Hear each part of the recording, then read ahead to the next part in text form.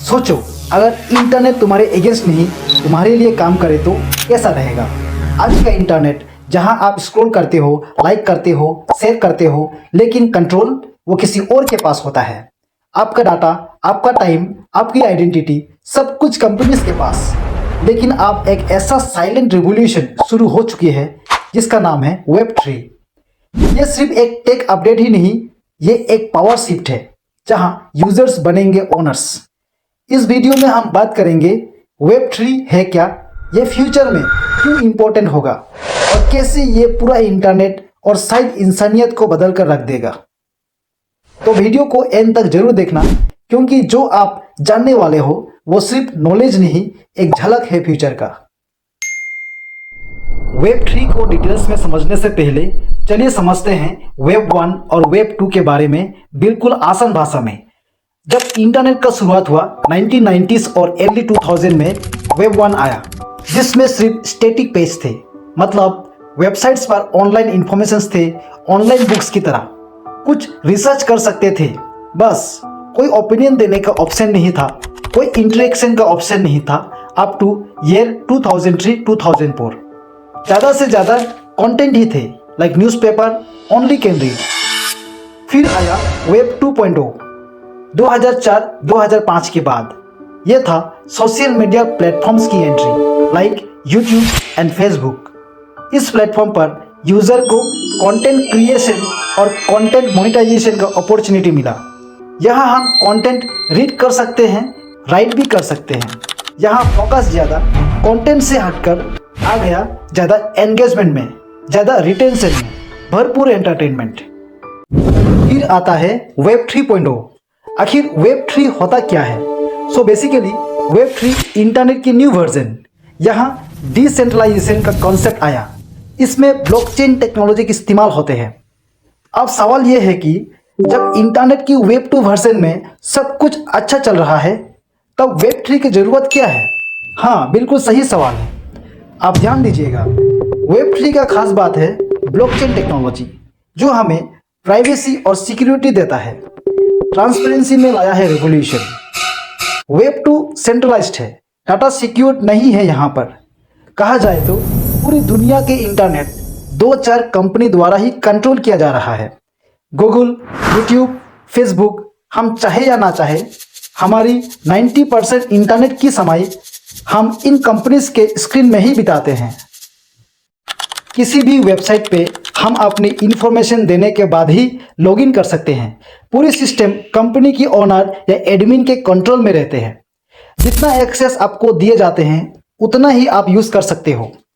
जो भी एडमिन होते हैं वो कुछ भी कर सकते हैं, जैसा कि सोशल मीडिया द्वारा कंट्रोल होते हैं आज के तारीख में हमारी लाइफ।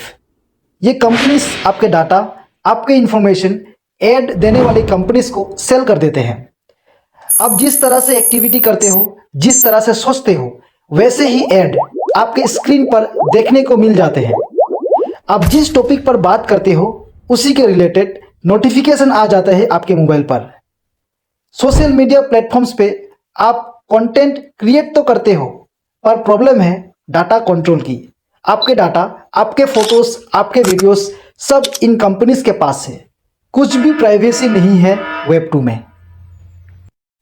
फिर 2008-2009 में सातोशी नाकामोटो ने डिसेंट्रलाइजेशन का कॉन्सेप्ट लाया।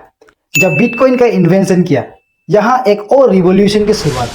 और फिर 2015 में विटालिक बुटेरिन और गोविनोर द्वारा इथेरियम ब्लॉकचेन डेवलप हुआ। वहाँ से वेब 3 की शुरुआत हुआ। In web 3 we can read, write, control and monetise our data. Web 3 is equal to trustless plus permissionless. Trustless मतलब आपको किसी पर भरोसा करने की जरूरत नहीं। परमिशनलेस, किसी परमिशन की जरूरत नहीं है यूज करने के लिए। वेब 3 का खास बात है ब्लॉकचेन टेक्नोलॉजी, जो सिक्योरिटी और ट्रांसपेरेंसी में लाया है रेवोल्यूशन। वेब 3 में डी ऐप एप्लीकेशंस, मतलब यहाँ डिसेंट्रलाइज एप्लीकेशंस क्रिएट किए जाते हैं। फॉर एग्जांपल, फिनेंशियल ट्रांजैक्शंस के लिए पेपाल के alternate MetaMask, token pocket, trust wallet अब वेब 3 पे है।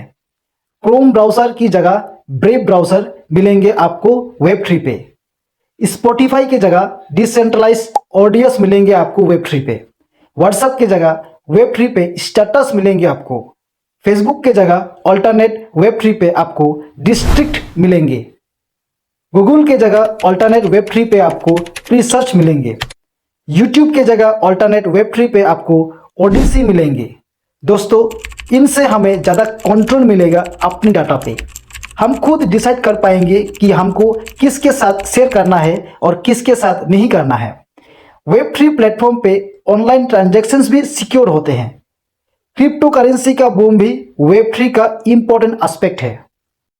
अब बात करते हैं वेब3 इंपॉर्टेंट क्यों है। यह सिंपल सी बात है, ओनरशिप ऑफ डाटा।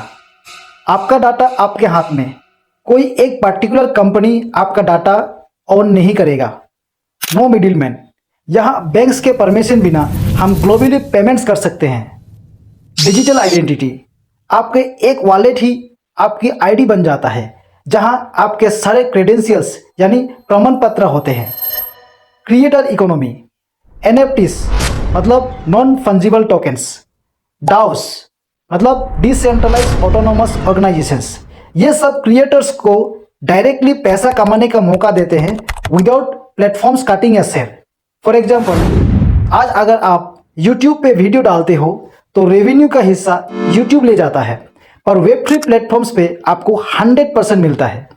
हाँ दोस्तों, वेब3 पे इंटरनेट की वो अपडेट है जहां पर आपको देखने पर पैसा भी मिलेंगे और आप जो समय इंटरनेट पर बिताएंगे उसका रिवार्ड भी मिलेंगे आपको। बहुत कुछ अपडेट हो चुके हैं यहाँ पर। और हाँ, last but not the list, Web3 ने एजुकेशन को भी रीडिफाइन किया है। ग्लोबल एक्सेस और पर्सनलाइज्ड लर्निंग सब कुछ है यहाँ पर। तो दोस्तों, ये था वेब3 का एक क्विक बट पावरफुल झलक। एक ऐसा इंटरनेट जहां कंट्रोल वापस आपके हाथ में आता है।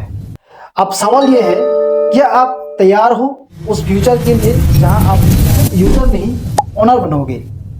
अगर आपको ये वीडियो इंटरेस्टिंग लगा तो लाइक जरूर करो, अपने दोस्तों के साथ शेयर करो और कमेंट में बताना आप वेब3 के बारे में क्या सोच रहे हो।